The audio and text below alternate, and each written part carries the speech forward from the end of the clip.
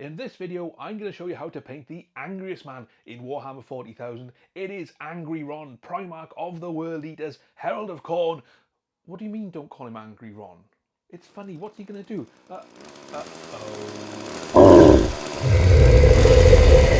Whew, just about managed to escape Angron.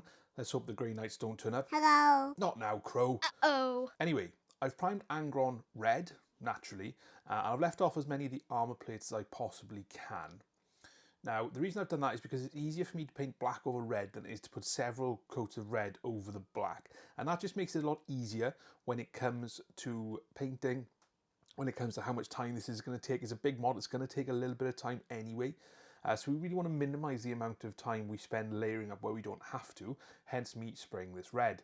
Now, there's also an argument as well, and perhaps in the future I would leave his arms and his wings off and glue them on later.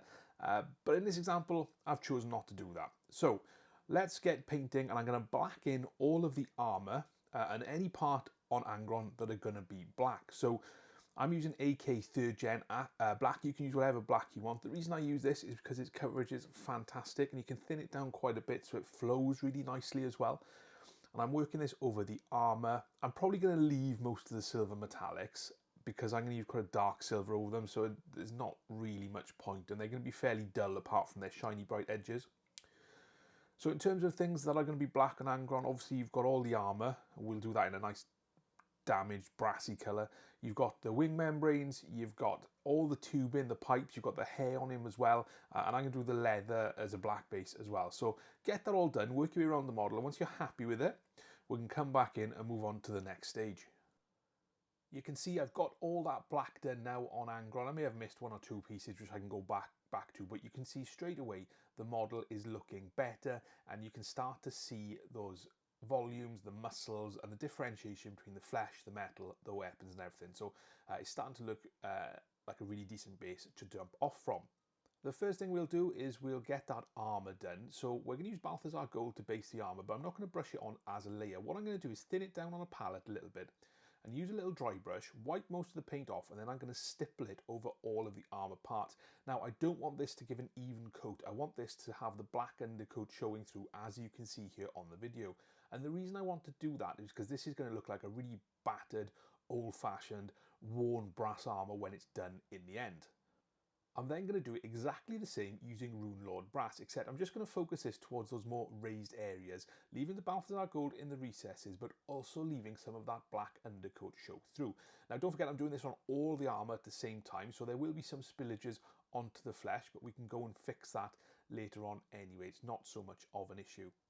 And you can see here me working across the body. Now, this is a really nice, effective technique to get really old, worn metal. So again, you can see that black showing through, and I'm focusing on all of the metallic parts. You will see me catch parts of the red, but that's okay, because one of the things we'll do is make sure that all that red is nice and back to Mephiston before we do any shading. There's a fair amount of silver on Angron, and I want to go for a nice dark silver, so the colour I'm going to use for that is Iron Warriors. In terms of the armour, there's lots of chains on them. There's little bits around sort of the inserts of the pipes that we want to paint silver as well, and obviously all the chains on the wings that are holding onto the skulls and the various trophies that he's got adorning him, as well as some of the clasps and the clips, and of course those bottom spikes that we've got on all of the leather parts. So just take your time with this.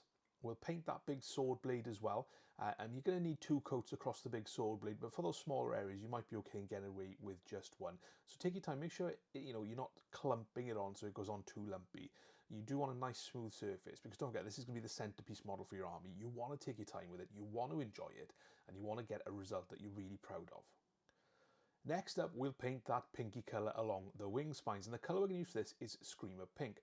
Now, you'll see on the box art that there's that nice blend between red and the pink colour. So what we'll do is we'll paint everything in a nice solid Screamer Pink colour first, so all of the spines, and we'll paint up to a point on that arm that's holding the wings as well, and then we'll have a look at how we blend it. When I picked this model up in the shop, a guy called Luke asked me how I was going to paint this transition, and I said I'm going to draw a little dry brush because it's a really easy way of doing it. So Luke, this is how we're doing it. We spoke about the theory, this is how it works. So essentially what we're doing is we're going to dry brush towards the Screamer Pink using Screamer Pink, but make sure you haven't got much on your brush at all. And what we'll do is we'll start off very lightly, and then we'll start to build it up as we come closer to where we've got that solid Screamer pink. So this is a really nice, easy way of doing things. And if you find that the transition is too jarring, it's too much of a line there, you can just take a little bit of Mephiston Red and dry brush back over that area as well. And that'll give you a really nice, smooth transition for very little effort. Now, with all those base colours down, it's time to shade everything. So the first thing we'll do is shade the armour, and the colour we're going to use this is Seraphim Sepia, just to give it a little bit of a reddy tint, and this will just help in the overall effect of that battered brass look. Now, you can use Agrax Earthshade here if you want, but that'll give it a kind of a darker, more neutral look, which if that's what you like, that's absolutely fine, but I'm going to stick with Seraphim for all of the armour panels. When it comes to everything else we've already painted, we're going to go in with some Nuln Oil. So this includes the Screamer Pink on the spines, all of the Mephiston Red on the flesh, all of the silver. The only thing we're going to leave is that brass colour we've painted with Seraphim Sepia. Now, it's really important here that we don't let this pool too much in any recesses, because it's just going to make it a little bit messy and a little bit awkward for us to repair. But otherwise, just take your time and work across all of the model, painting this Nuln Oil in. It's good to use a fairly decent sized brush for this as well. Don't worry about spilling it over any of the black areas. It will leave a little bit of a tide mark, but that's absolutely fine because we can tidy that up very easily using the base black colour as well. It will also make the metal look fairly dark because we're going over a very dark Iron Warrior anyway, and we'll pick that up with some chrome just to highlight it, and it'll give it a nice bright effect on the leather, which will contrast some of the colours. And there's lots of contrasting colours on Angron. It's a really nice piece. It's really good to get into, and it really tests your skills, but in a nice way, not in a hard way. Like I said in the last clip, just take your time and enjoy this process. Once everything is completely dry, we're going to go back to the armour, and the colour we're going to use is Sycorax Bronze. Now, I'm going to use a stippling motion again. You can see I'm using a fairly old polyester brush and just dabbing that on in a stippling motion, and this will just start to bring the brightness up. I'm focusing on those areas of the armour that are going to catch the most light, leaving the darker colours in the recesses, because we've built up quite a lot of texture on here already. We don't want to lose that by painting flat layers over it. So this is one of those things where, again, you may end up spilling over the colours underneath, but don't worry too much. I know we've gone in and that we've started putting the shades on the rest of the model, but you can always go and fix it afterwards. So this is a nice easy step. You can have a bit of fun with this as well. I wouldn't recommend using a good brush for this because that stippling motion can damage your bristles. So just take your time, use an old brush and catch all those highlights across Angron. The last highlight we'll put on the armour is with Canoptek Alloy, and we'll do this in a much more traditional layering style. So we're just going to catch all those raised edges and make sure that we've got some nice bright high points that the light can reflect off. And then what you'll see is that we've got a really nice battered bronze effect. It's not quite complete yet. We will go and add a little bit of weathering on it, and obviously the way that we do the World Eater symbols, we'll get them started in the next step as well. So if you haven't done the World Eater symbols the way that you've done the armour, do that after this step, but before we go on to the next one. To add a little bit of more batteredness to the armour, we're going to take a little bit of Nihilakh Oxide. Now, I've got very little on my brush, and I have thinned this with a little bit of water. And I'm going to paint this into some of the recesses around all of that brass armour, just to give the effect of age, of wear, of tear, a little bit of oxidation perhaps. I know it's not copper, but I do just think it adds to the overall effect. And that greeny blue contrasts really nicely with the red of Angron himself. When it comes to the World Eater symbol, all I'm going to do is paint that entire symbol using the Nihilakh Oxide. So just make sure it's nice and thin. You don't want too much on your brush, and just paint it on like you would any normal layer. Once that's dry, I'm then going to add a second layer in the recesses, leaving that top layer of the planet a little bit more visible. To further enhance those World Eater icons, I'm going to take some Poxwalker, which is a nice dark green shade, and I'm just going to paint this into those recesses. And this really does help set off the greeny verdigris effect against that bright brass that we've got next to it. If you want to, you can take some Canoptek Alloy and use this to highlight up the planet as well, because this will just make it stand out a little bit better. As for those teeth, we're going to paint those black, so you can either base them black now or do it later when we do the rest of all of those kind of sharp claws. To highlight all of the silver, we're going to take chrome from Vallejo Model Air, which is much brighter than the base silver we've actually got on the model at the moment, but that's fine because it'll just help it stand out. The first thing we need to do is paint all of these chains, and we'll do that by making sure we haven't got too much on our brush, and then we can just run it over those sharp edges. Really easy, really simple, and it takes you seconds to highlight, but you get a really nice effect. You can do this on the butcher's nails on Angron's head as well. And as we move to the rest of the body, you can see, again, we're just going to use the edge of the brush against the edge of the model. Now, it is key that you haven't got too much paint on your brush at this point, because if you've got a nice blob on the end of your brush, it doesn't matter how careful you are, you're just going to spread this over everywhere. So the best tip I can give you is to put your brush on into the paint, twist it as you pull it out of the paint so you've got a nice sharp point, and then you can just dab this on a paper towel before you go to the model, and that'll just reduce the amount of paint on your brush to an amount that's really useful for getting these nice crisp edge highlights. So work your way around this all over the model, and once that's done, we'll get onto some of the good stuff and we'll have some more fun with dry brushing. The first bit of dry brushing we'll do is with Screamer Pink, and we're going to do this over all of those pinky purple spines that we've got on the wings, and also the end of the tail, which kind of blends into that purpley colour as well. So take your time with this, but don't worry about getting any of it on the black wings, because we can go back in and repair them easily enough. And we just want to catch those most raised areas. We do want to do the majority of the spines, because we will start to highlight them next and get them progressively lighter. With that in mind, the next colour we're going to use is Pink Horror, and we're going to use this to once again dry brush across all of the spines. Slightly less of the surface area this time, because we do want to create a nice transition before we go in for that final bright highlight. You can also work this around the transition between the pink and the red as well, because don't forget, if it is too stark, we can just go in with some Mephiston Red and dry brush over that as well, or you can wet blend it, whichever technique you prefer. But the point of this is to just make sure that we've got a nice brighter pink highlight. Sorry, the focus on the video does go a little bit here because I wasn't being very attentive. My apologies for that, but hopefully I'll break it up into manageable clips that are all in focus for you to make sure that you're getting the best benefit from it. The last highlight we'll do is with Emperor's Children, and what we're looking for here is very similar to what we did with the silver really. We're looking for those sharpest raised edges, and we're using the tip of the brush and the sharp edge of the model to just pull along and get those nice sharp highlights. Now there's a fair amount to do with this, so again, just be ready that it's not going to be a quick 2-minute job, but it's really effective and does give you that nice bright effect. If you wanted to highlight it even brighter still, you could add a little bit of white into that Pink Horror, into that Emperor's Children, and make sure that you're just doing the absolute tips of some of those sharp spines. But I'm happy with this, and I think it fits the overall aesthetic of the model quite well. So I'm going to make sure that all this is done, and then we're going to go on to the red flesh next.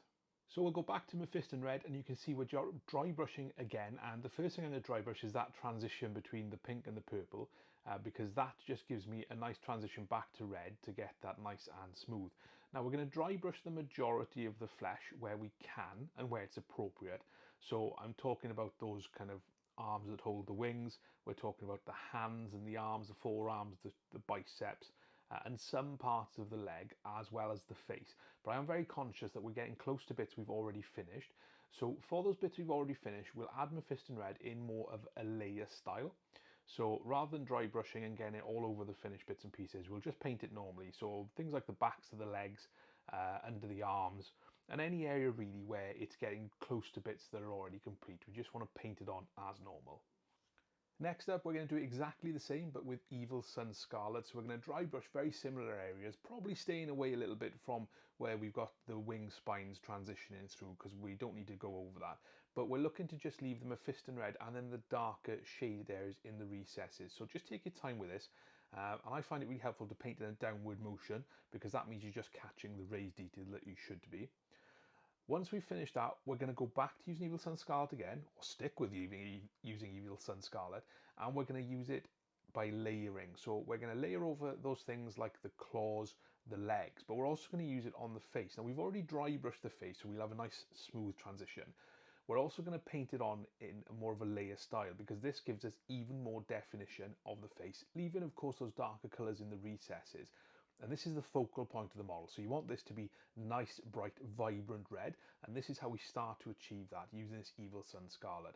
So take your time around the face. You don't want to get it into the bits you've shaded. So for example, when you're painting around the mouth, you just need to put little dots in. You don't want to go in too heavy, and make sure you haven't got too much paint on your brush either. So it's a nice easy step. You just need to take your time. The next highlight is with Wild Rider Red, which is easy for you to say. And again, we're just focusing around those areas that are going to be brightest and that are most prominent. So the face is an obvious place for this. And you can see I've got very little on my brush. I've got a good point, and I'm trying to just use the natural shape of the face to get some nice, bright, sharp highlights. So it's nice and straightforward. Just focus on those raised parts, such as the eyebrows, the cheeks, obviously around the mouth. If you're not sure, check the box art. The other area where it's worth looking at this is some of the sharper edges, so where you've got that red transition on the arm of the spine, but also all the veins on Angron. So you can paint these with Wild Rider Red, and you can paint down his fingers, because this is a nice, easy way of getting some sharp highlighting in to areas that are going to be fairly prominent and noticeable, but will really stand out against the rest of the model. We've got two more highlights to go, the first of which is Fire Dragon Bright, so we're going to use this fairly sparingly. And we're going to use this on the face and also on those hands and some of the more prominent veins to really just make them pop. So we're looking for those most raised details, but just the sharper edges of them. So we're not going to worry too much about going too far back along them. We're just going to paint the front part. So where you got the eyebrows, for example, we're going to paint the bottom parts, not the whole thing. And you can straight away, this is starting to look very vibrant and very alive. So again, we're going to do this on the hands, focusing particularly on the knuckles, which is where you're going to get the most light on there. And like I said, some of those veins as well. This is one of those steps to just do sparingly. You can put a little bit on and see how it looks. And it's better to do it that way and add some paint than it is to put too much on and then have to go back and work through your other layers to get it back. So just work to a place where you're happy. We don't want it to go too orange. That's the other thing to be careful of. We still want this to be a bright, vibrant red. So just use it fairly sparingly. And where you are catching edges and raises, make sure that it's a nice thin edge that you're painting in. The last highlight that we're going to use on the flesh is Ungor Flesh, and this is going to be used very sparingly, and we're just going to use mainly dots of this, and very small dots at that. And we're focusing on the front of the face, so where we've got the nose, the brow, and also on those knuckles, and then some of the veins where we think, you know, they could really do with a little bit of extra to help accentuate them when it comes to that final model. Again, I've said it before, I'm going to say it again, use it very sparingly. It's always easy to go back in and add more on later than it is to just go in and fix up some of your mistakes. So look for those hard edges, make sure you've got very little on your brush and a good point, and away you go. Let's move on to highlighting all of the black, and we'll start with the wings. So if you haven't already, go in and fix any overspill that you've made with the other colours. And the first thing we'll do is we're going to take some Skavenblight Dinge and we're going to dry brush this all over the wing membrane. So a nice easy step to get started. Once you finish dry brushing, we'll keep on with Skavenblight Dinge, but we'll use it now in a layer style. And we're just going to paint over those areas we've dry brushed, but just keeping those highlights very sharp. And that's really going to help accentuate the smooth blend that the dry brushing has given us and give us a nice sharp effect on the wings. You only need to do the top two membranes because the rest of it's in shadow. I mean, you can do it all if you really want to, but for me, I don't think there's much need. We're also going to paint all of the black cables on Angron as well, or we're going to highlight them certainly using the Skavenblight Dinge. So just paint down them. If you've got a nice sharp cable that you can use the edge of your brush, then do so. And we'll also paint any of the hair that we've got on his arms, his shoulders, his legs. And we're just going to do this by dragging the brush along those sharp edges on the model. So it's a really nice feature, really nice and easy way of getting a nice crisp highlight there. We'll further accentuate and build up those highlights using Stormvermin Fur. This is very simple and very similar to how we did that last step, except we're making sure that we're painting this inside the Skavenblight Dinge. So take your time, work your way across the model. You can go fairly fast over the wings. Make sure you haven't got too much on your brush and you've got a good point. You can see in the video clip that actually the tip of my brush has started to dry, so I should probably have washed it off before carrying on, but I was being brave and I was trying to get through this. And it's led to me doing highlights which are probably a little thicker than I'd want them to be. So just bear that in mind when you are painting. And what I have found with Stormvermin Fur is when it dries, it does dry down and darkens into the layer underneath it as well. So whilst it's wet, it's fairly bright, but it does fade a little when it dries. Similarly, on the pipes and the fur, we're going to do exactly the same again, where we're looking to just paint inside the Skavenblight Dinge using the shape of the model as far as possible, and obviously just painting the most raised surfaces. We don't need to go mad with this, we just need something that gives the hint of a highlight. because when we're thinking about the model, we're not painting this for competition, we're painting it for the tabletop, but we just want it to look nice in these areas, whereas we're going to really focus on things like the face and the armour. Moving on to the leather, there's a fair amount on Angron. I'll show you on the shoulder guard because it's easier than trying to paint inside that sort of loincloth that he's got going on. So the first thing we'll do is take some Incubi Darkness. Now this is a highlight, but it's going to also be more of a base coat, so I'm going to cover quite a bit of the leather with this because when it dries down it does give a really nice effect, and I really do like Incubi Darkness as a colour. And essentially what we'll do is just leave that black in most of the recesses, so you can be fairly free with the Incubi Darkness at this point. The first highlight we'll do is with Thunderhawk Blue, and we're looking to just paint this along those edges and get a nice sharp highlight in the traditional sense. You can see that first highlight's a little bit thick, so I can just go in and repair that with some Incubi Darkness. Generally, we just want to work our way around this and catch those raised edges. A really simple, nice, easy highlighting technique. We don't want this to be wafer thin. We do just want it to be nice and smooth, and if you need to go back in and correct it with Incubi Darkness to get the crispness of highlight, that's absolutely fine. The last highlight on all the leather is with Fenrisian Grey. Now, you don't want to use too much of this, use it fairly sparingly, just along the sharpest edges, and where you can, use the shape of the model. Where you can't use the shape of the model, just take your time and be careful. You can even use a dotting or stippling style technique if you feel that works best, but generally you've got enough texture there already, and you've got enough hard edges to get those nice crisp highlights. And again, once it dries, it'll blend down a bit better, and any mistakes you can always go back in with that Thunderhawk Blue to fix. Now, the last area of black that we're going to highlight is all of the claws and sharp horns that Angron's got. So there are quite a lot of them, so take your time doing this. The first thing we want to do is kind of a mid highlight, so it's not a sharp highlight, but it just takes us out to that black into more of a grey transition. So the colour we're going to use for that is Eshin Grey, and we're just going to work around catching the raised edges. This is perfect for that edge highlighting technique. So you're just going to pull the brush along those edges, catching them all against some nice sharp highlights.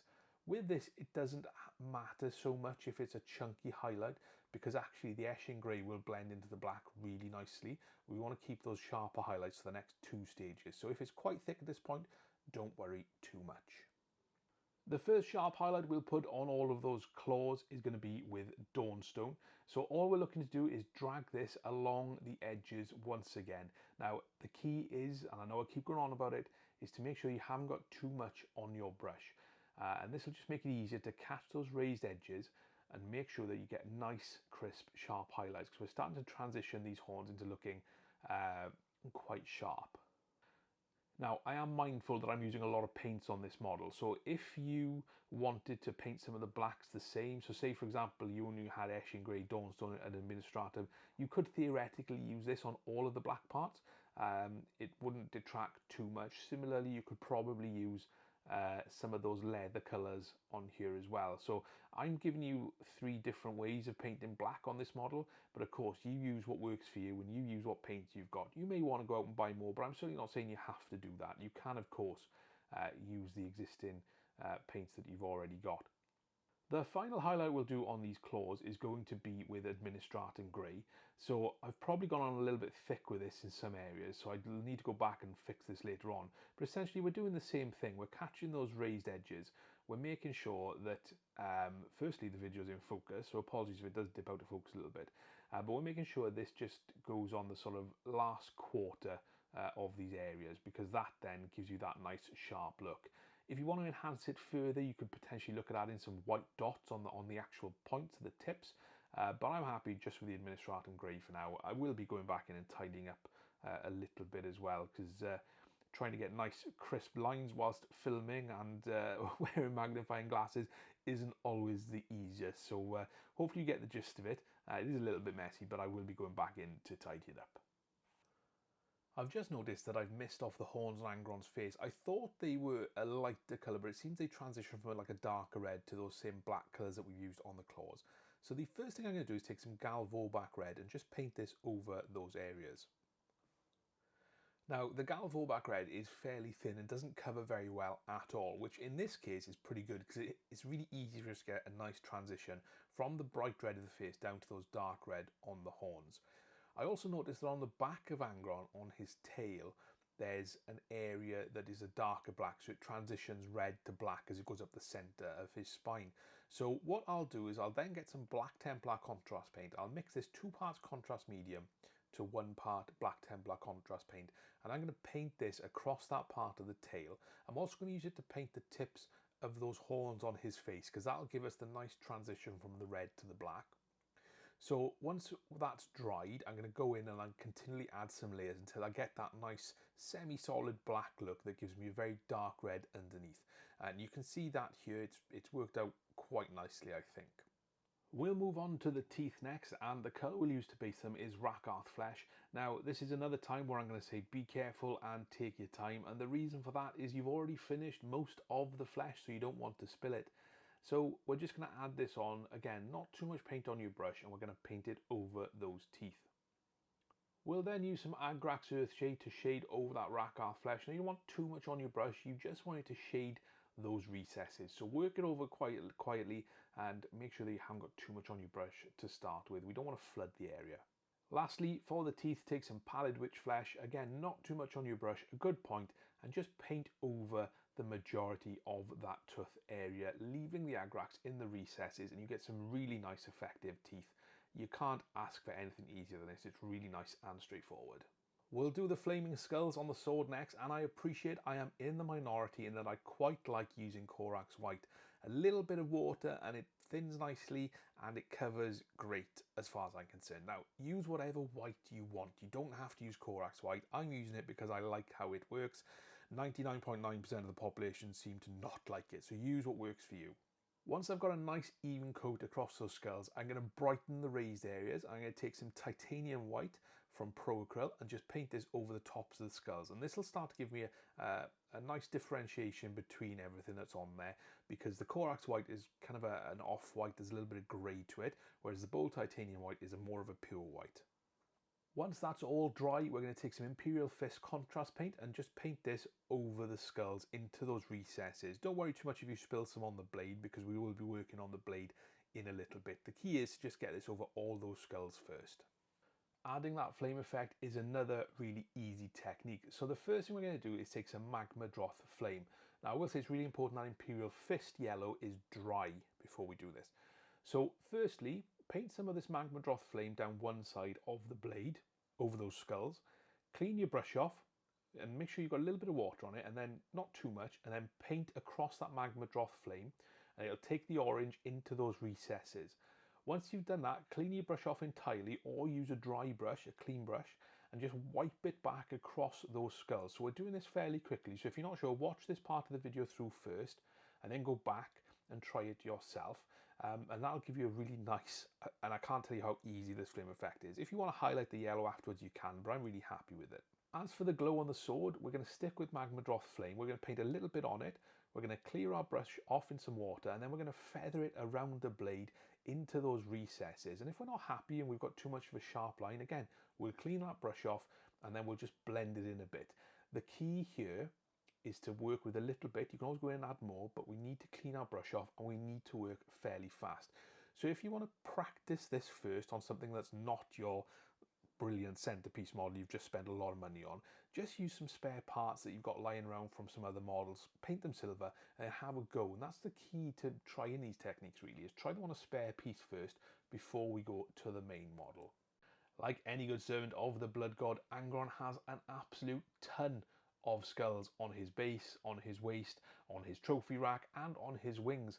So we're going to base them all using Zandri dust. Now this is fairly easy and straightforward. You may need 2 coats of Zandri dust, so just take your time and get that done. I've added some differentiation into the skulls by painting some of them with Rakarth Flesh. I've also used Mechanica Standard Grey to paint the rock that Angron is stood on. I'm now going to take some Agrax Earthshade and I'm going to use this to paint over all of the skulls. So we don't want to pull too much, but we do want to get it into the recesses. So just take your time with this and it shouldn't be too difficult to get this done in next to no time. Next up, in a further test of patience, we need to let that Agrax Earthshade dry. So we've put quite a lot on, so it may take up to an hour, if not more, to dry on its own. I've accelerated that by using a hairdryer. I've not held it in one place, I've moved it around the model to make sure I don't melt anything. I've already dry brushed the Rakarth Flesh skulls with Rakarth Flesh. As for the rest of them, I'm going to take some Ushabti bone and dry brush them all now. Again, this is a fairly quick, easy and straightforward stage on the model that you don't have to spend too much time on. You just want to be careful around those areas that you've finished to make sure you don't spill anything. And I can't emphasize it again, it is so important to make sure that the Agrax Earthshade wash is dry before you start this stage. The last thing to do is highlight the skulls. I'll do the ones on his trophy rack to show you as it's much easier. So firstly, I've taken some Pallid Wych Flesh and highlighted those ones I based Rakarth Flesh. For the ones I've based Ushabti Bone, I've taken some Screaming Skull. And you can see here, all I'm doing is just looking to catch those raised areas, the brow, the cheekbones, the teeth, the jawline, and any cracks we've got through the skull as well. We're just highlighting that. So this is really nice, easy and straightforward. So this is the last thing we need to do before we have a look at Mr. Angron on the turntable next. And there we have it. The angriest man in 40k is ready to reap a terrible toll on the battlefield. I really hope you enjoyed this longer than normal tutorial. If you did, let me know down in the comments. I'd really appreciate it if you left a like on the video and check out some of my other content. I will see you next time.